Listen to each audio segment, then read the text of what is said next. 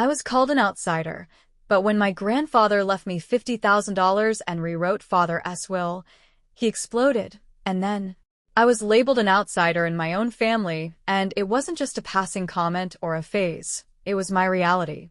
From the moment I was born, I felt like an unwelcome presence, an intruder in a house of luxury and privilege that never truly felt like home. My parents, Richard and Julia, epitomized the polished perfection of old Boston money. They lived in a mansion that could have graced the cover of Architectural Digest with its towering white columns, expansive gardens, and glittering chandeliers. But for all its grandeur, the house was cold, emotionally hollow, and devoid of warmth. I wasn't the child they wanted. My mother had complications during my birth, and the doctors told her she couldn't have more children afterward. It was devastating news for her, as she had always dreamed of having a daughter she could dress in pink, take to ballet recitals, and groom into her mirror image. Instead, she got me, an unwanted son who shattered those dreams. The disappointment wasn't something they said outright, but it was written in their actions, their glances, and their perpetual indifference. Growing up, I learned quickly that I was more of a burden than a blessing. My parents never celebrated my milestones or took an interest in my life. Birthdays were obligatory affairs, marked by extravagant gifts that meant nothing because they weren't chosen with care. They sent me off to a private boarding school after kindergarten, framing it as an opportunity when it was really just a convenient way to remove me from their lives. I still remember being dropped off at Northfield Academy, my dad barely stopping the car as I lugged my suitcase to the entrance. My mom gave me a brief peck on the cheek, a gesture so perfunctory it felt like she was swatting a fly. They didn't tour the school, meet the teachers, or even ask if I was okay. They were just eager to leave. The academy was no haven. It was a breeding ground for wealth, privilege, and cruelty. The other kids, children of senators, tech moguls, and international bankers, sniffed out my vulnerability like blood in the water. Despite my family's money, I wasn't one of them. I lacked the polish, the effortless charm, and the familial love that made them so self-assured. The nicknames started early: reject, spare, outsider. They echoed through the dining hall and dorm corridors, making it impossible to escape the constant reminder of my otherness. While my parents remained distant, my grandfather Edward became the one steady light in my life. He was my dad's father, and though he wasn't a perfect man, he treated me like I mattered. Summers at his house in Vermont were the highlight of my childhood.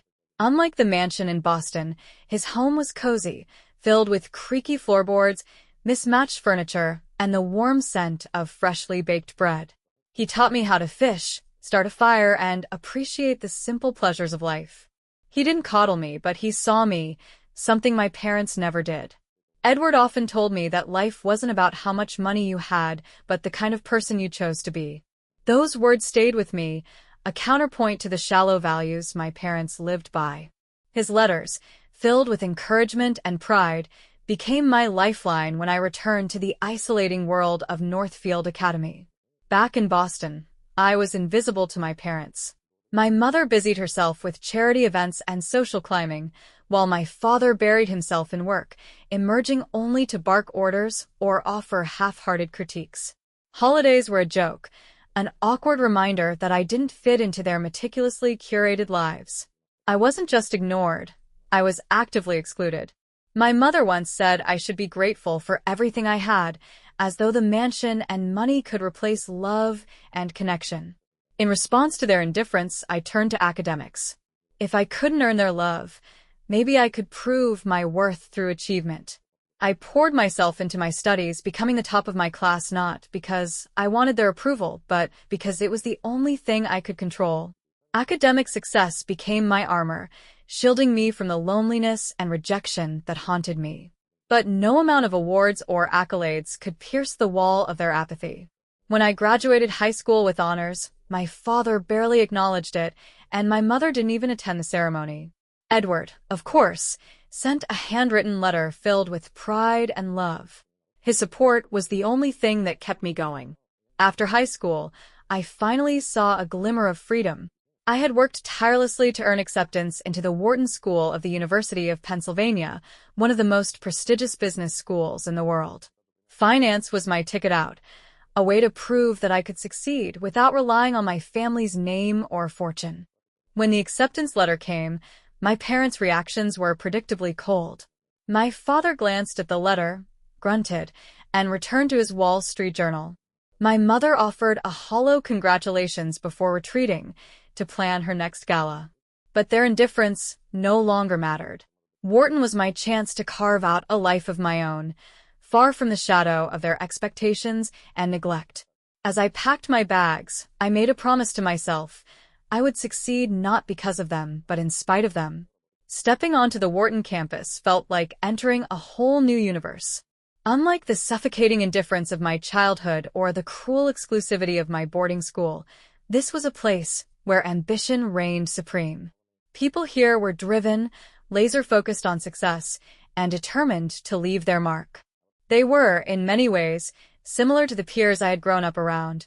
Wealthy, polished, and well-connected, but at Wharton, it wasn't about charm or pedigree. It was about who could outthink, outperform, and outlast. I was ready for that challenge.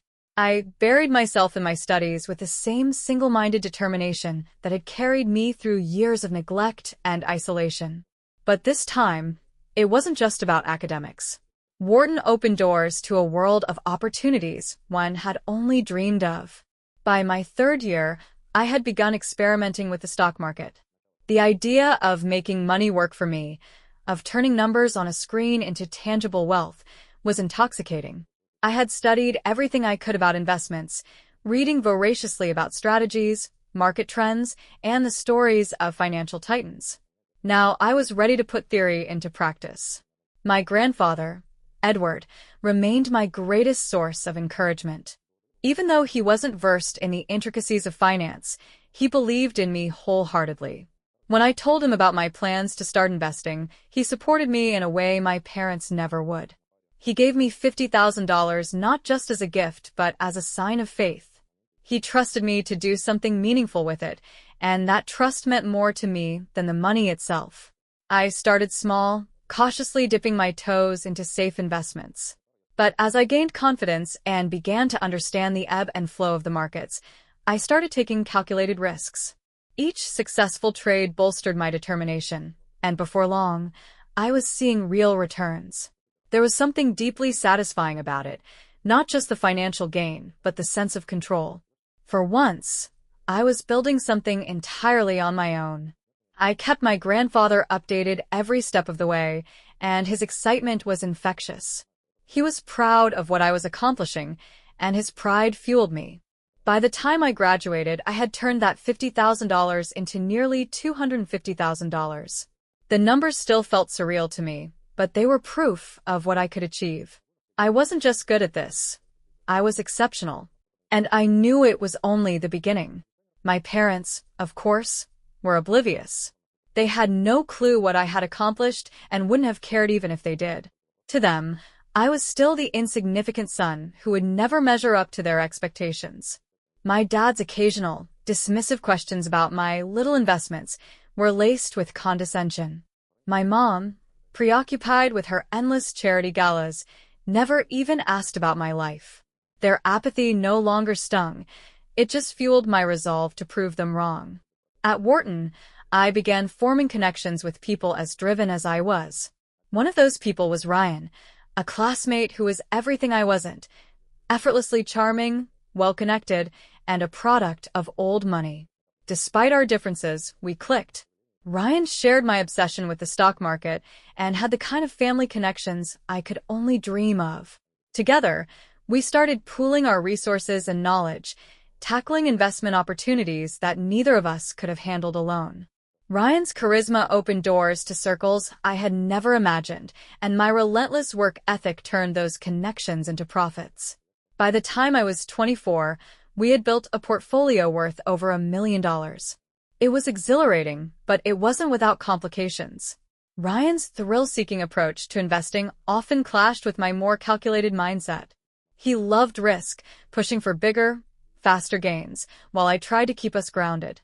Despite my efforts, There were moments when I questioned whether we were flying too close to the sun. Meanwhile, my relationship with my parents remained frozen in its familiar state of detachment.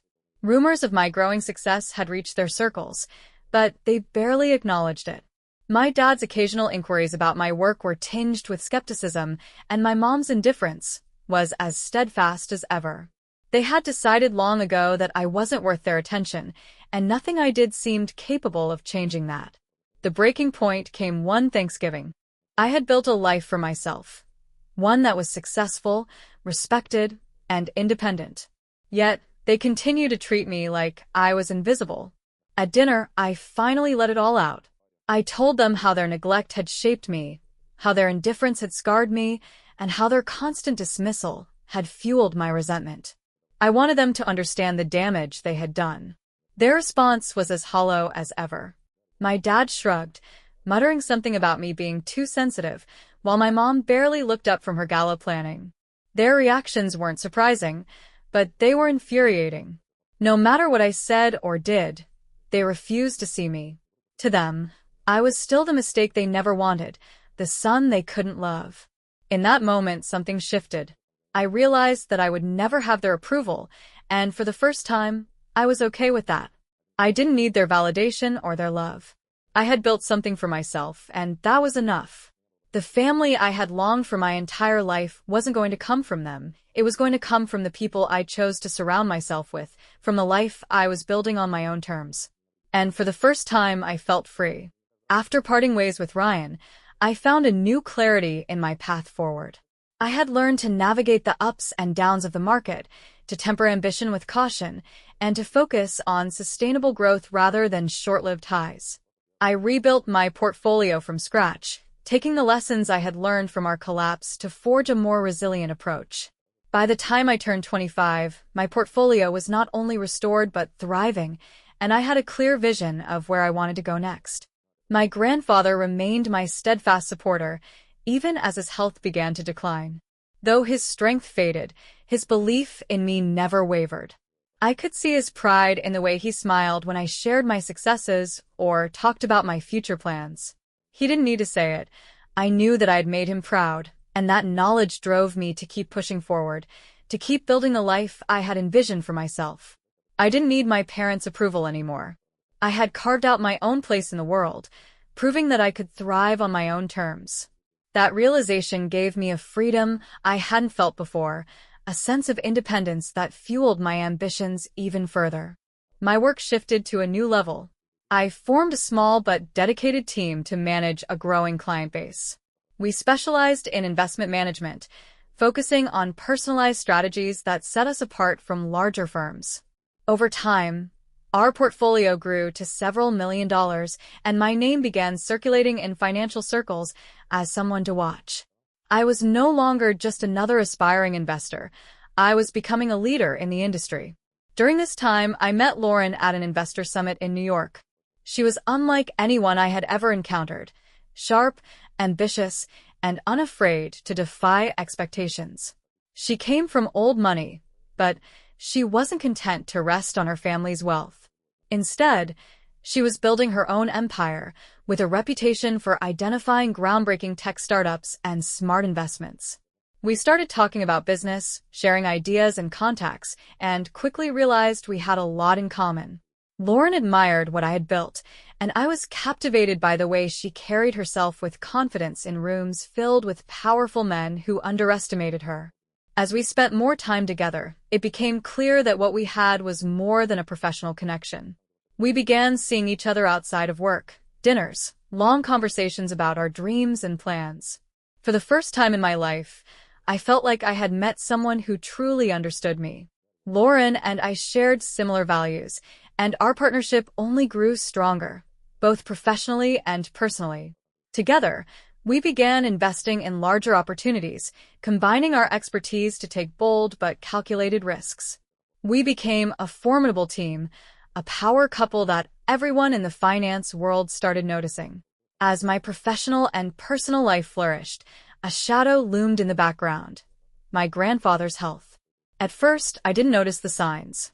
He had always been so vibrant, so full of life. But in the months leading up to his death, I began to see subtle changes. He tired more easily, his usual energy replaced by a quiet exhaustion. Whenever I asked, he brushed it off, insisting it was just old age catching up with him. Deep down, I knew there was more to it, but I respected his wish to keep it private. Then came the call that changed everything. My grandfather had passed away. It felt sudden to me, but the doctors explained that he had been battling advanced cancer for some time, something he hadn't told anyone, not even me. The news hit me like a tidal wave, leaving a hollow ache in its wake. He was the one person who had always believed in me, and now he was gone. The funeral was small and private, with only close family and friends in attendance. I stood there surrounded by people who barely mattered to me, my parents included, and felt the weight of my grief pressing down. My father, who had been distant from my grandfather for years, played the part of the dutiful son, and my mother maintained her usual detached composure. Their presence felt hollow, a performance rather than genuine mourning. After the funeral, I was summoned to my grandfather's lawyer's office for the reading of his will. I didn't know what to expect, but I went because I knew that, even in his absence, my grandfather had always cared. What I discovered there would mark another turning point in my life. I had never paid much attention to my grandfather's will. It felt natural to assume that most of his estate would go to my father. After all, that was how these things typically played out, wasn't it? Families followed an expected order, one generation handing down to the next. But I underestimated my grandfather, a man who had always lived by his own rules, and in doing so, I overlooked the storm he had set in motion. When the lawyer read the will, the air in the room thickened with disbelief. My parents sat rigid, their expressions shifting from shock to a fury I could almost feel radiating from their bodies. My grandfather had left everything to me. Not just a token or a sentimental heirloom, the entire estate, including the investments and money, was now mine. His will didn't merely exclude my parents, it condemned them. His exact words described them as unworthy of his legacy, a final judgment on their lives and the way they had treated me. It was both a gift and a reckoning, and the weight of it settled on my shoulders even as I struggled to process what had just happened. My father's reaction was immediate and explosive.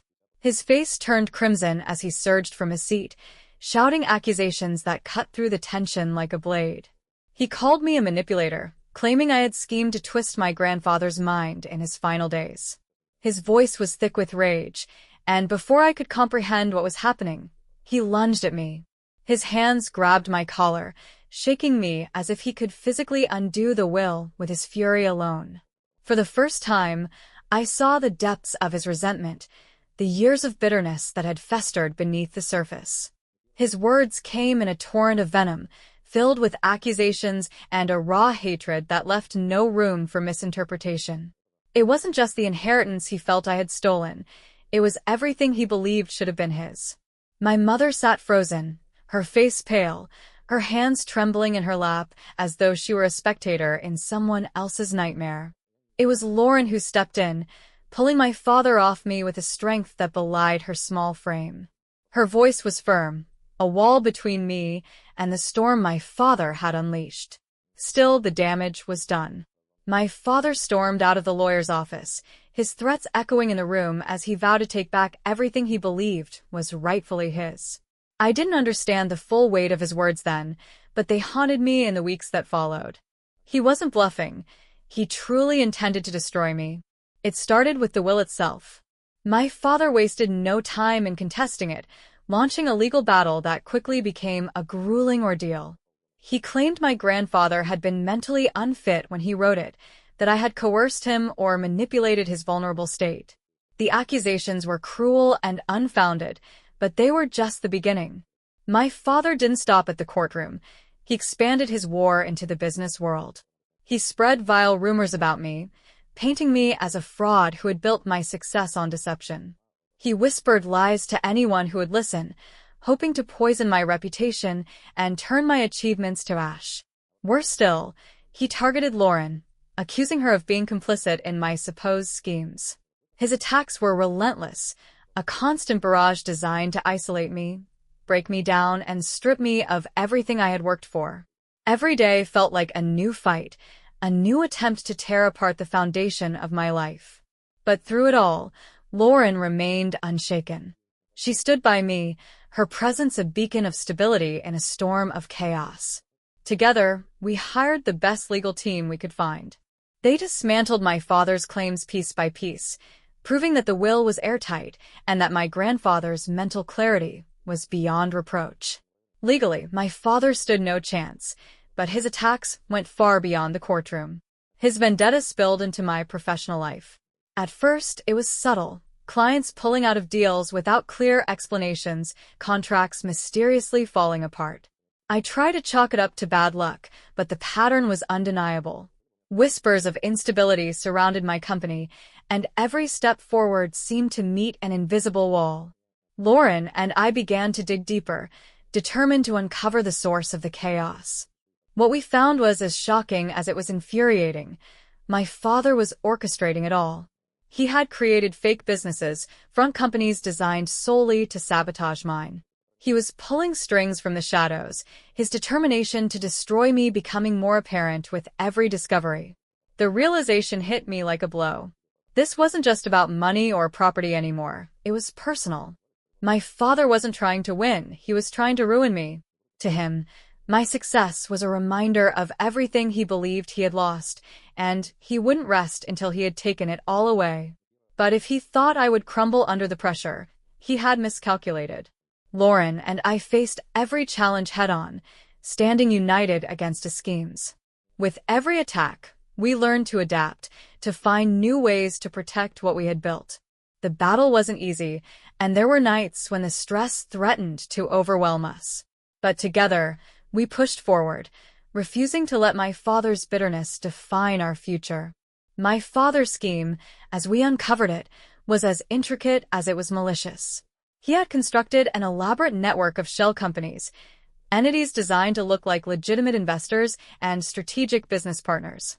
These false fronts infiltrated my client base, posing as allies only to sow chaos from within. It was a textbook example of financial sabotage, but this wasn't just business for him. This was deeply personal. He wasn't merely targeting my company. He wanted to dismantle my life piece by piece. The companies were deceptively convincing, operating under the guise of professionalism. On paper, they appeared legitimate, with carefully crafted documents and connections to well-known intermediaries. Offshore accounts and holding companies obscured their origins, creating a labyrinth of financial trickery. But as Lauren and I dug deeper, the cracks in the facade began to show. Each thread we pulled unraveled more of the truth until the entire web of deceit pointed to a single source, a holding company based in the Cayman Islands. From there, the trail led directly to my father's personal finances. It was a masterfully orchestrated operation, designed to destabilize my business just enough to bleed it dry without drawing too much attention. But he had underestimated me. He still saw me as the naive child he could belittle and ignore, never imagining I had grown into someone capable of fighting back. What he failed to consider was that I had spent years mastering the financial systems he tried to weaponize against me. I knew how to expose him. Lauren and I devoted weeks to unraveling his scheme. We scrutinized every contract, every deal, and every suspicious transaction. Forensic accountants followed the money trail through a labyrinth of offshore accounts and shell corporations. It was painstaking work, but when it was done, we had an undeniable mountain of evidence proving my father was the mastermind behind the entire operation. With the evidence in hand, we made a bold move. We filed a lawsuit against my father for financial fraud. It wasn't an easy decision, but it was necessary. He had crossed a line, and I couldn't let him continue to destroy what I had built. The lawsuit was the only way to stop him. The trial quickly became a media circus. My father, once a respected businessman, now stood as the defendant in a high-profile financial fraud case. The courtroom was packed with reporters and onlookers, all eager to watch the drama unfold. My father sat there, defiant and unrepentant, refusing to even look at me. To him, I was still nothing, the unwanted son he had always dismissed. But I wasn't there for his acknowledgement or approval. I was there to hold him accountable. The prosecution laid out the case in meticulous detail. They exposed how my father had used his wealth and influence to create a network of shell companies, all designed to siphon money from my business and ruin my reputation. They presented the paper trail, the offshore accounts, the forged contracts. It was all there, laid bare for the world to see. The extent of his betrayal was staggering. The defense tried to spin a narrative of desperation, arguing that my father had acted out of emotional distress over the loss of his father. They painted him as a man pushed to the brink by grief and pressure. But the facts told a different story. This wasn't the impulsive act of a broken man. It was a calculated, methodical effort to destroy me. As the trial progressed, more shocking details emerged. My father had poured millions into his vendetta, manipulating investors, falsifying documents, and lying to everyone around him. Over $100 million had been funneled through the shell companies, causing significant losses not just to my business, but to countless innocent investors. This wasn't just about me anymore. His actions had far-reaching consequences, harming people who had no idea they were being caught in the crossfire. The judge's anger was palpable. He called my father's actions a blatant abuse of power and trust, condemning him for the harm he had caused. When the verdict came down, it was swift and unequivocal. My father was found guilty of financial fraud, conspiracy to commit fraud, and multiple counts of securities fraud. The sentence was severe: 20 years in federal prison. It was a fitting end for a man who had spent his life manipulating and destroying. Even as he was led away in handcuffs, my father refused to acknowledge me. He wouldn't look at me or speak to me, clinging to his hatred as though it were his only comfort. But in his final moments of freedom, he let slip a bitter truth that had lingered in the shadows of our family for years. He blamed my mother. He claimed she had resented him for not giving her the daughter she had always wanted, that she had planted the seed of rejection in his mind. According to him, she had pushed him to see me as a burden, an obstacle to her idealized vision of a perfect family. The revelation stung, but didn't surprise me. My mother had always been distant, more concerned with appearances and social status than with being a parent. In many ways, she had been a ghost in my life, a figure present but never truly there. Her coldness had shaped my childhood, but it no longer held power over me. My father might have clung to her influence as an excuse for his actions, but his choices were his own. With the trial over and my father behind bars, I focused on rebuilding. The damage to my business had been significant, but not insurmountable. Lauren and I worked tirelessly to restore trust with our clients and partners. Slowly but surely, we began to regain our footing, each step forward a testament to our resilience. The storm my father had unleashed had tested us, but it hadn't broken us. If anything, it had made us stronger. As for my mother, she retreated further into her world of charity galas and social events, refusing to acknowledge the wreckage of her family. I didn't expect that to change. I had learned long ago not to seek love or approval from people incapable of giving it. What my grandfather had left me wasn't just an estate or a fortune. It was a belief in my worth and the strength to stand on my own. That legacy was far more valuable than anything material. While my father's life became a cautionary tale of bitterness and destruction, mine would be different.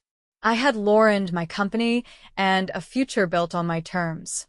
That was enough.